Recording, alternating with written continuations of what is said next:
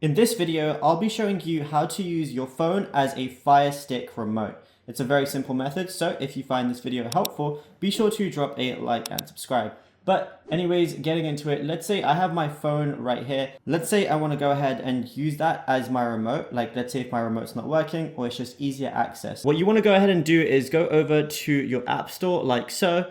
Go to search and then type in Fire Stick, right? Once you type in Fire Stick, you're going to see a lot of different results, but what you want to do is go to Amazon Fire TV. You want to go to this specific one directly from Amazon because there's a lot of different ones you can get, but you want to get the official one. It's going to say Amazon Fire TV. So all you want to do is go ahead and open it up, and it's going to give you a prompt to connect it to your Amazon Fire Stick. So you just got to go ahead and do that. And then I can basically go ahead and press anything I want and use it as a remote. As you can see, everything I'm pressing is fully registering, and then yeah, you'll be good to go. It's as simple as that.